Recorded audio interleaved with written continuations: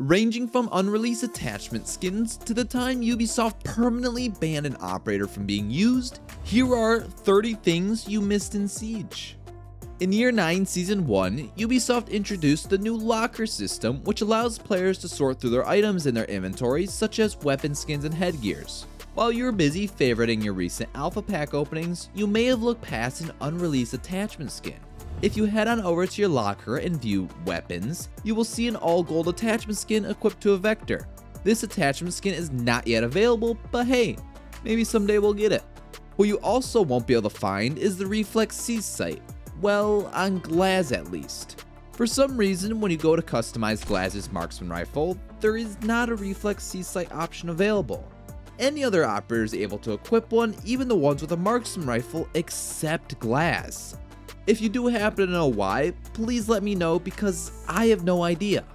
What I do know is Ubisoft is scamming you and you probably don't realize it. When you go to purchase an elite skin, you are given the operator's card pose, animation, charm, uniform, headgear, but not all the weapon skins you should receive for said operator's weapons. Here, take Melusi for example. She was recently given the ITA-12S secondary shotgun for balancing purposes, and if you go and try to equip the elite weapon skin that Melusi comes with, it's nowhere to be seen. You purchase the elite operator bundle thinking you'll be granted access to the weapon skins for all the operator's weapons, but if they happen to receive a new weapon later on in an update, the elite weapon skin won't be given to that weapon. It would be nice though if they later did fix this. And speaking of fixing, if you go and look at Hibana when she came out in Year 1 Season 4, you'll notice she looks a little different compared to now. With the release of Operation Burnt Horizon, she got a bit of a face rework. She went from looking like this, to now this. Fans of Hibana had mixed reactions to the change when it first came out, but after 7 years later, I think it's safe to say they've gotten over it. What I can't get over is how Rook lied to me. In Rook's operator trailer, he is standing wearing a trauma plate, waiting to take a 357 Magnum round to the chest while saying he won't flinch. And he does just that, he gets shot and no harm is done to him, but then when you go into an actual game, these trauma plates don't stop a 357 Magnum. Matter of fact, 3 shots to my chest and I'm dead. A bit of false advertisement if you ask me. If you do happen to be eliminated early on in the round and your phone's dead so TikTok isn't an option for you addicts, well, maybe you can take a look inside Ubisoft Connect to claim your rewards for completing challenges. While you're busy claiming your challenges, you may notice there are barely ever any challenges that reward you with weapon skins or charms anymore. Players used to be able to complete weekly challenges that would hand out unique and fun rewards, such as an avocado wearing a sombrero while playing the guitar. All of a sudden, these challenges just disappeared. When these weekly challenges disappeared, operator birthday challenges were also never to be seen again. Back in the day, Ubisoft celebrated operators' birthdays by rewarding players who completed their challenge with collectible items such as dog tags, medallions, or even birthday wrap skins. After time passed, I suppose Ubisoft just had no interest in keeping up with every operator's birthday. Something players can celebrate later on potentially is the release of a new weapon. In Siege's cinematic Broken Promises, Deimos' henchman can be seen using an unfamiliar firearm as well as an unknown optic. This same weapon can also be seen in the hands of the enemy in the cinematic closing session. Seeing the same weapon being teased twice makes you almost think Ubisoft has got to add at some point, right? If not, it's a completely missed opportunity.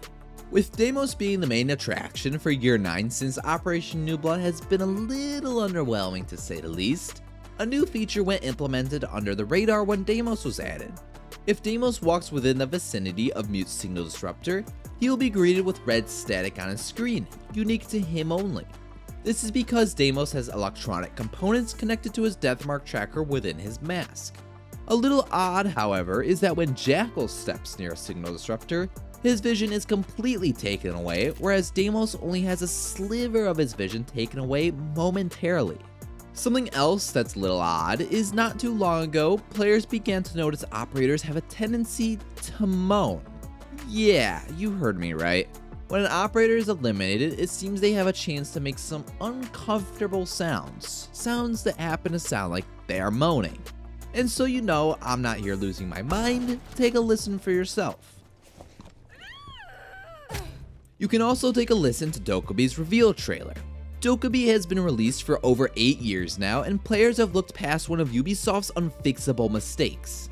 If you listen carefully towards the end of her trailer, Dokubi calls the opponent's phone with her tablet, and then shoots her SMG-12, but without a suppressor. Ever since both Dokubi and Vigil have been released, their SMG-12 has never had the option to remove its suppressor. But I must admit, I would love to be able to hear it unsuppressed in-game. What you do have the option to do, as Blitz at least, is to use your G52 tactical shield to flash your opponent while aiming down sight. There really is no reason to use your flash while looking down the sight of your weapon, so not many players realize this is a thing. Players may also not realize, especially those who don't use ballistic shields, that when you go to customize the weapon skin on your shield, the skins are nicely labeled by name. If you go to any other weapon, you will see that the weapon skins aren't labeled and you are left trying to figure out what you're actually looking at. You also may happen to find yourself as a zombie where the tables have turned and an opponent is looking at you behind one of Mirror's black mirrors. Your first thought would be to melee the window, but let's say it's too far away. Your second thought would be then to throw one of a zombie's Kiba barriers at the window, but actually, that won't work. The barrier doesn't form and instead your kunai just sitting there lodged in the window. But perhaps you still win the round by eliminating all 5 of the opponents and it's your first ever ace. You want to remember your first ace with something special, and so after the match is over, you head on over to the shop to purchase Azami's operator chibi in celebration, only to realize it's nowhere to be seen. Ever since Year 7 Season 1, operator chibis have been a thing in the past. They are no longer made, meaning the last purchasable operator chibi is Thorn. You can't find operators like Ram, Brava, or even Solus. What else you can't find is Blitz with Solus's Electro Sensor. Well, kind of. If you are Solus and you equip your Electro Sensor, you are able to see Blitz's shield since it's an electronic. But for some reason when Blitz throws the shield onto his back, Solus can no longer track the shield with her gadget. It's just gone.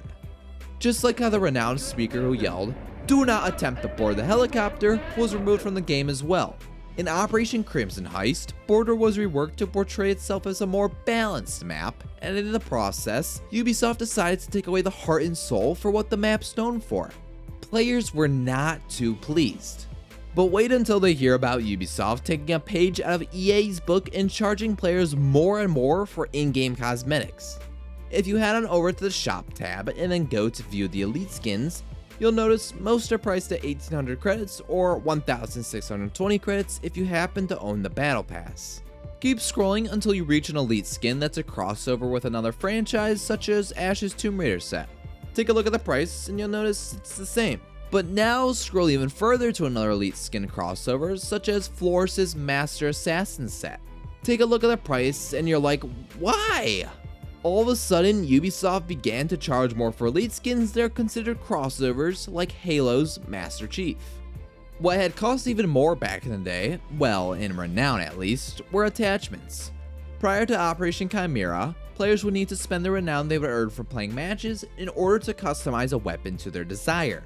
Thankfully, this is no longer required and all attachments are unlocked for free, but players were quite unhappy when they discovered they weren't given a refund for the tens of thousands of renown they had spent on attachments. On the other hand, players will be more than happy if they are able to get their hands on the largely demanded and overpriced weapon skin, Onami. The fan favorite weapon wrap is actually based on the iconic Japanese art piece called The Great Wave of Kanagawa, made in the 1800s. If you also take a stroll through the map's skyscraper, you'll find large pieces of artwork hanging on the wall with a very similar look to Onami as well.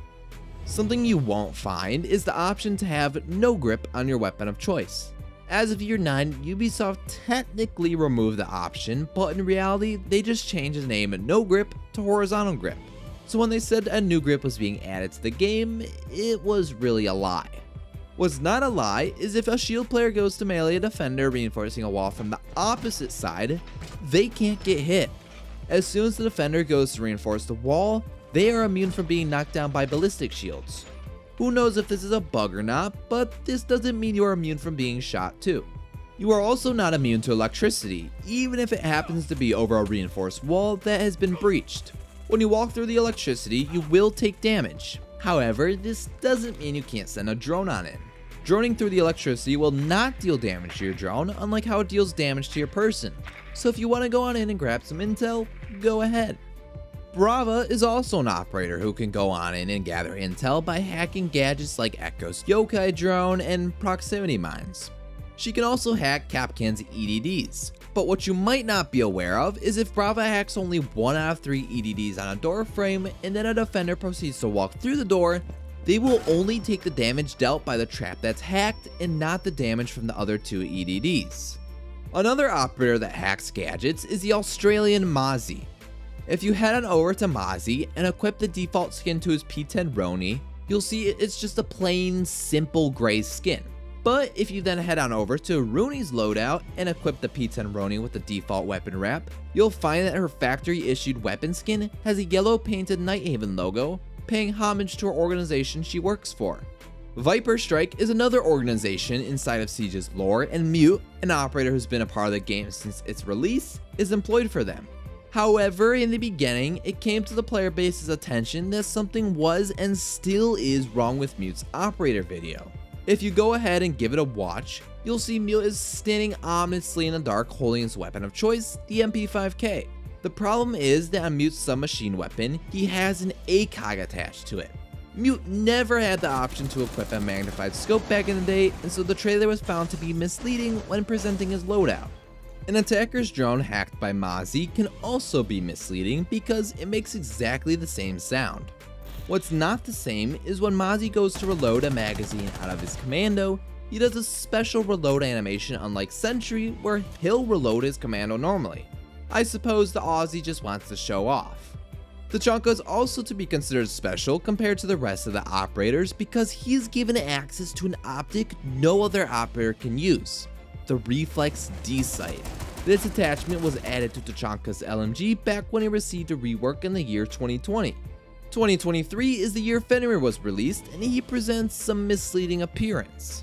Fenrir currently has access to 4 dread mines to place around the map, and once all 4 are placed down, you'd think he has none left. But if you take a look at the side of Fenrir, you'll see near his left hip he actually has another hanging off of his pants. This mine remains there even if the rest of his other mines are gone, so why not use it? Clash is also someone you couldn't use for quite a few days back in Operation Phantom Sight. This was because there was a game-breaking bug that allowed players to use her weapons to eliminate the opponents while those opponents only saw her holding a shield. Ubisoft took initiative for the first time when it came to game-breaking glitches and made the choice to deactivate Clash as a playable operator, and this has been the only time an operator has been permanently banned.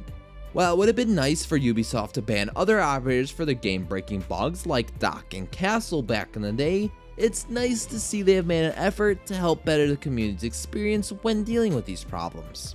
Anyways, that has been 30 things in Siege you may have missed.